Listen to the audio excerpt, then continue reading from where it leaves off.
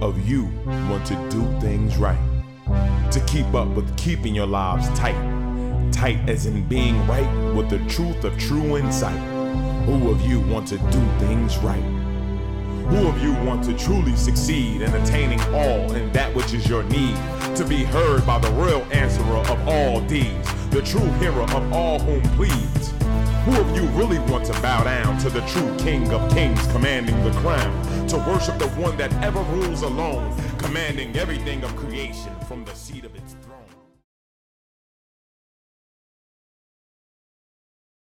Good afternoon or good evening. Welcome to an A.H.A.D moment, the calm before the storm.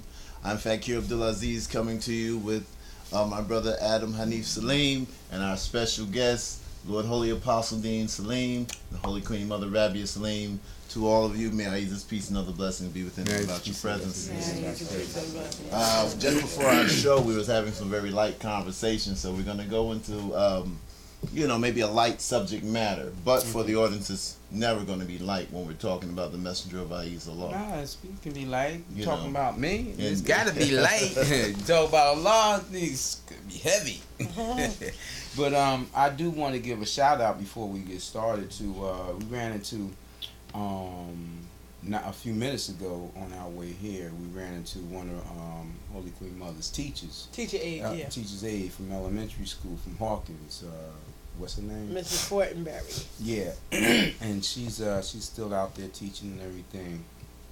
And I always want to give a shout out to her. It was nice seeing her, nice knowing that she, enjoys. She enjoys the show. The show. She says she looks at it, every week, and she enjoys it. So that's okay. We want to thank her for that. Along with the other millions of people that's, checking out the show.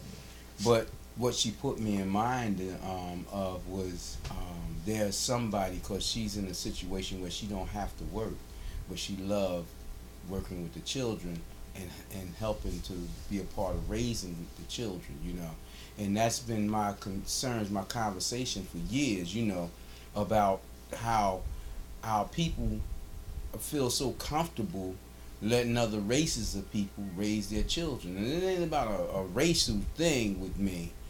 But what's, what we have experienced as a people, what's been common to us is that we have been put down by every race of people as a second class status. We always at the lowest at the totem pole. If you look at the president of the United States right now, he got some black in him, and they treat him unlike the other presidents. He had to answer to the common people. He even apologized to a cop who they later found out was a racist for making a statement, and I'm like, the president of the United States having to bow down to common people, nobody, I never knew any other presidents to do that, but for the first year or two, it was like he had to be answerable to the people, and to me, it's a slight against us, but the thing about it is she's a caring teacher, and it's nice to know that you have someone, caring about our children,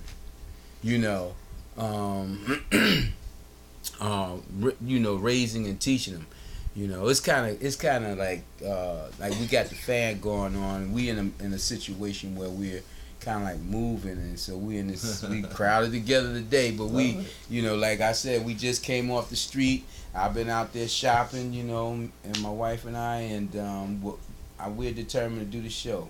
We don't care if we got to do it in a closet, but we've, moved our venue. One of the things that we talked about that, holds true if you really try to do a fair observation.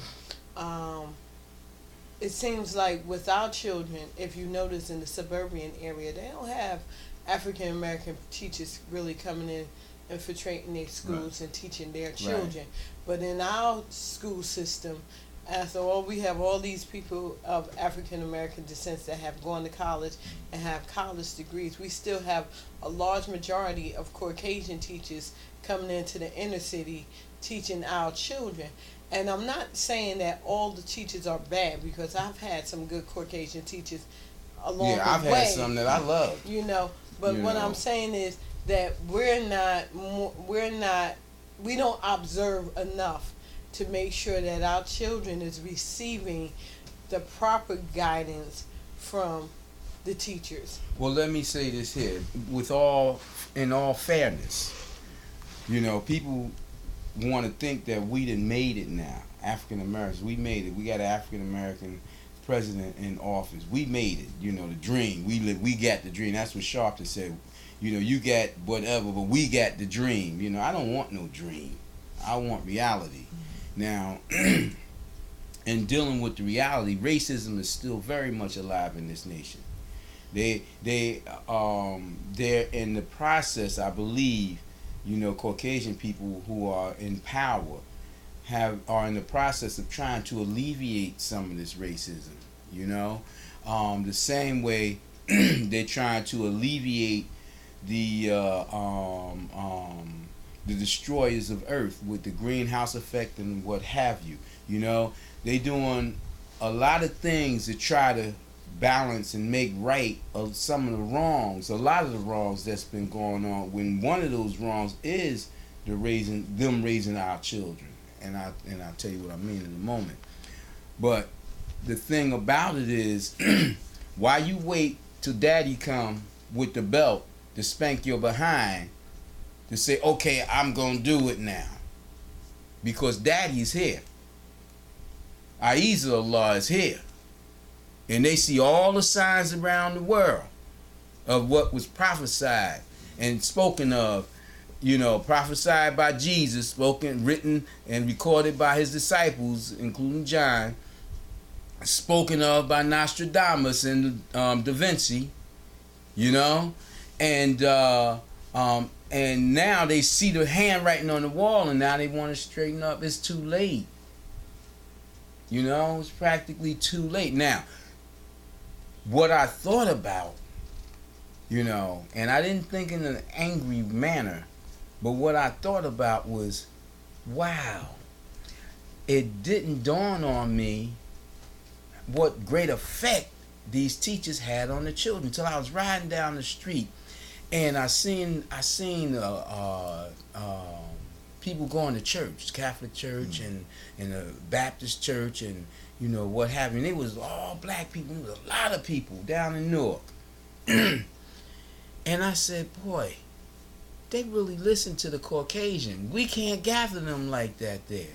I said, now, we got good people going to church, but you got a lot of snobbish people, and then you got a lot of anti-Muslim people. You understand? Who automatically takes an offense against Muslims without knowing them, because some people then told them to. Right. Just like we still don't know who blew up the World Trade Center. We don't know the real ins and out behind that thing. You understand? But they want to blame all Muslims for it. Huh? I ain't never touched a bomb. Would probably blow myself up trying to make one. But they would think, that I would have some interest in something like that when they hear I'm Muslim because somebody told me. And I'm thinking today, I'm saying, wow, that goes right back to, the school thing. And isn't it something how that happened? We rolled past those people and we spoke on that, and then we ran into a teacher, and the thing about it is, if you're reared by someone, you're going to always have extra respect for that person. Especially if it's an authority that put fear in you for the authority. They groom you as children, and for the rest of your life, you always stand up for them. And that's one of the reasons we can't grab hold of our people and give them the truth. And then we'll receive truth from Aryan Arabs and what have you that's twisted, and where they're taking all the spirituality, the true spirituality, out of Islam, where people don't think Islam is spiritual, where Allah has to come and straighten all that out. So that's just something I thought about. When you say that, it manifests so much clarity that Ahezaah, the Lord El, would be here and manifest itself through its words, through speaking to us, giving us the message in light of the tremendous amount of problems that's been laid on top of us. You know, if from our childhood, from the time that we're less than 5 years old, we've got these influences coming into us. Yes. How do we get out of that without that the power that is greater than us that we have to ultimately and truly and sincerely turn to? Yeah, and it's just a sad thing that even though we had some loving teachers that was of other races, they were being used. And then those teachers, many of the teachers of our own race, they felt like they were second class, people, and they had that certain attitude. I remember my mother used to always tell me, anytime something go down, she said, you listen to the teachers, you listen to the authority. The teachers are always right. The cops is always right. Don't fight back. Somebody hit you, don't fight back. You go to the cops and tell the cops. Now she telling me this in the projects, in the urban projects. Don't fight back. Go to the cops. Them cops probably laughed me out of the police station. And in the school systems, it's like it's a Caucasian set up system. So they're teaching not only Caucasian made history and not teaching African American history, but they're also teaching the cultures. Like they celebrate the holidays, and they fast like during Lent. Yeah, and they say don't mix. Yeah, don't mix. For fasting. Yeah, and they say don't mix church with religion, church and state. But their religions is all intermixed in the education, and they have their holidays. Right. That's intermixed in the school system. Right. Easter, Halloween, Christmas. Right. And to be on a fair playing ground, if they're saying no intermixing, then they would have to take away a lot of these holidays. That's right. Or institute all religious holidays. They observe the Jewish holidays. Oh yeah. I recall them observing the Jewish holidays. Muslim holidays, but they disregard those. And they put these thoughts into the children's minds. Right. And that's not the education that they're supposed to be giving out. Right. And you got to look at a lot of things that they institute from way back when, a falsehood. Like, you're out of school for Christopher Columbus Day. Right. And everybody know Christopher Columbus was a drunk and he didn't discover America. Well, how about them, like our daughter, she was in music, singing and everything, and they had her singing gospels and stuff in school. Right. You know? And then you turn around and then you have Lincoln and George birthday off. But it's 46, 47 presidents now? Mm-hmm. And, then you have to look at the kids looking at the history of the two presidents they are observing. Okay, George was the first president. So I guess that's where his recognition comes in at. But Lincoln was the 16th president who freed the slave but didn't want to free the slaves. But they'll have it documented that Lincoln freed the slaves. Well, we know it's a lie, but we had to learn that lie. We had to learn it was a lie from. We had to learn that from someplace else. People like Elijah and Malcolm. But let's look at this something even closer. They will take a man from our people who got his behind whooped, willingly, seemingly marching, getting his butt kicked, turning the other cheek, turning all four cheeks, getting his butt kicked, sprayed on by firemen, beat by police, dog sicked on him. Then they telling us to honor this man for our freedom or the liberation today. Honor him. What are they saying? They're not saying honor him. They saying be like him. Right. When we kick your butt, don't fight back. Right. Just march. Don't fight back. It's our Lord given right to defend and protect ourselves. They're teaching our children in school, time out, don't fight back. Now, you teach a child not to fight back. Okay. Let's say that child learned not to fight back. Anything happen, they go to the authorities or they tell the teacher. Raise the hand, tell the teachers. And I'm not advocating fighting now, but I'm advocating justice. Now they grow up, good kid. They go to be a cop. They don't know how to fight back. So they shoot a nigga. They go to the military. they don't know how to fight back. They got all this fear in them. So you got all these deaths by friendly fire. It ain't nothing friendly about getting shot in the back by your own man.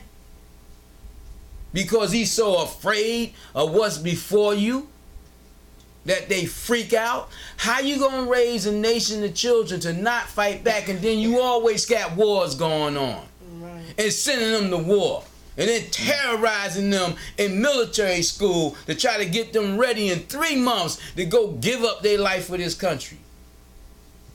You talking about psychological terror, imbalance, backwardness. But see, if we all went by the divine laws, by the commandments of the Lord El, then we would fight back. They would teach you to fight back. And they would teach everybody to be just. Then you had less fights. Right, that's true, because you would have less fights. I know, we all know from going to school. The one that didn't fight back, the one that never put their fist up, was the one that had to run home every day from school. Because once Charles finished beating you behind, then here come Michael. And right. Michael and go. Yeah. And once they find out that you'll take a butt whipping, oh, he's the one to beat up. Let me show everybody how bad I am. Right. Go get the chump. You know? That's human nature, the nature of the beast.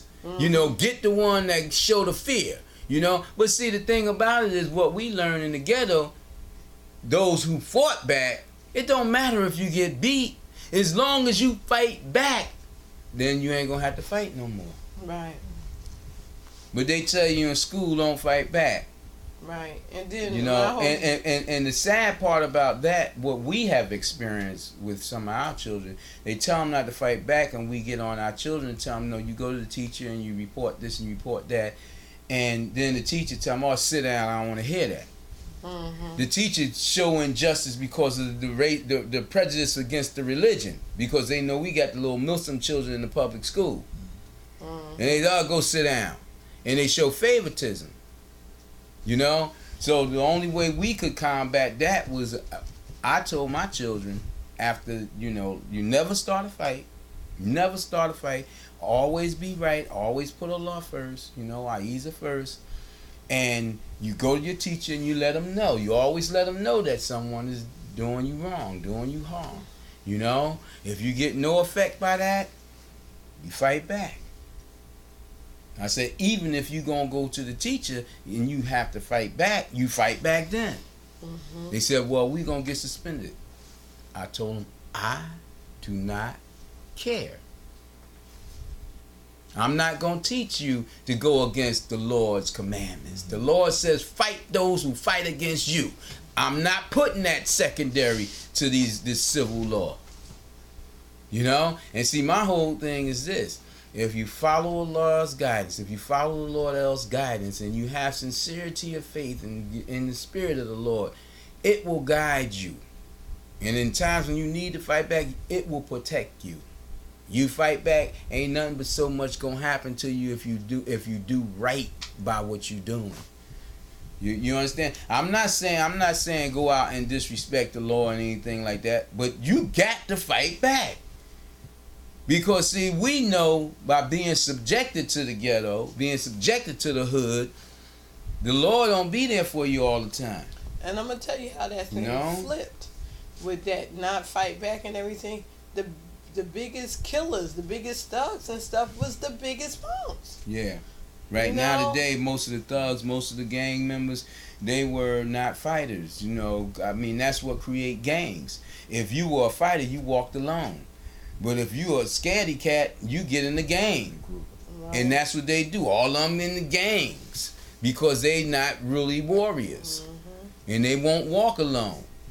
They want to do things together and, you know, one guy against 20 guys. Mm-hmm. Come on, what kind of stuff is that? And they need the gang leader to soup them up. And then they tell themselves, you know, that they bad. But see, the thing about it is, as you think, so shall you believe. And when I say bad, I mean tough, that they can throw down. No, they're cowards. In truth, they're cowards. We talk about now I think of the civil rights era at that time, and all the police and the actual authorities, the police The government was attacking. Yeah, they were the thugs. They were the thugs when we was coming up. And the government over them, the federal government, it took them. How long did Dr. King and them take them? They never even.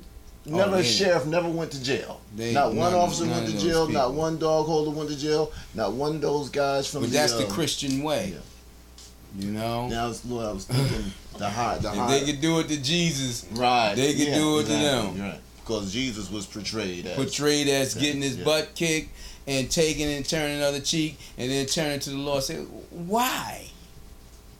You then made an error. Why you forsake me? I'm your messenger." You know, but it ain't go down like that. You know, but they portrayed it like that, huh? With the Newark riots, all the police that was shooting to the buildings. I grew up in Newark, and my experience was one of the reasons I became a police officer, because I, in my little pea brain, thought that when I was a child, I thought I could make a difference if I became a cop. Like, I could help the citizens. I could become a good cop. But that's a perverted position to get in. And when I say that, let me just say this here. You got some good police officers out there. A lot of them go with good intentions. But once they start servicing the people are so much in an uproar and such confusion that they will take a good cop down. They'll look a good cop in the face that they know is trying to help them. And in their minds, oh, he's of the blue. I don't care. When I get opportunity, I'm going to take him down. And I experienced that. I almost lost my job trying to help people. I said, boy, they won't let you help them. You know? And I had associates. Now, I was something when I was a child, and very much respected as an adult because of what I was as a child in my youth. But when I became a police officer, they treated me differently. They acted as though, now I'm really afraid of you. And I'm like, all the things I did in your awareness, you should have been acting like that then. Now, you know, there's a difference, you know. But where did that come from? What many of us experienced around my age was guys becoming cops. And then it was payback time, because most of the guys that became police officers were cowards.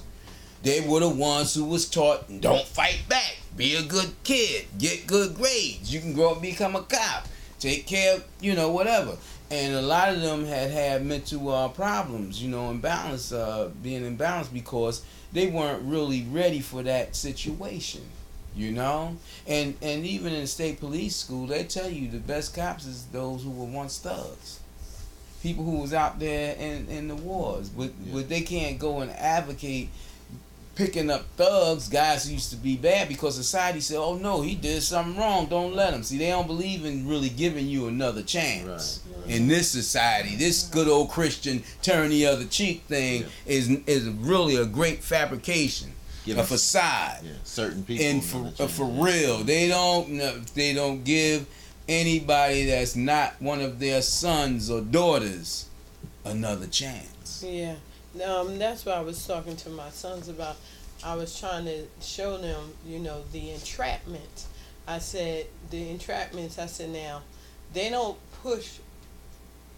work hard with certain individuals because they see that you already drinking and drugging. So they like, okay, we ain't got to count them because the chance of them cleaning themselves up and getting it right is very small. So they just leave those be. But then they don't look at that. They take the brothers that will turn 18 and go get jobs and start working and different things. They don't look at how they set up entrapment, or a young brother that's going to college and what have you. They set up entrapments where if they go and they catch them smoking a little weed or doing the same thing Caucasians be doing. Yeah. Mainly Caucasians, let's call a spade a spade. Driving without their license. Anything, what I'm trying to say is the penalty for African American young brothers is harsh. Well, see, and it jams them for the rest of their lives. Their aim is what you said. Right. Their aim. their aim is to set entrapments. They have a purpose for setting entrapments for the African American youth.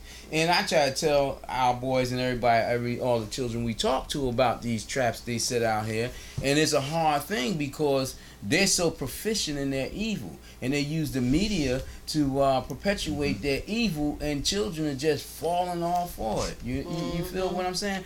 But when you got someone who's special and they recognize it, from my experience, they got other traps they set for you. They steer you wrong so that you would not go forth.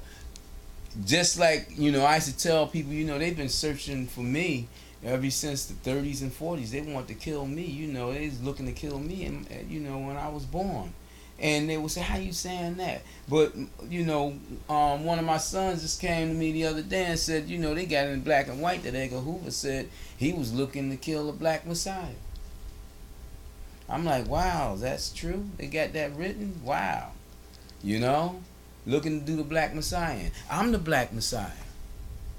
I'm that one, even though people might not want to, take hold of that, but I'm that one that they was looking to kill.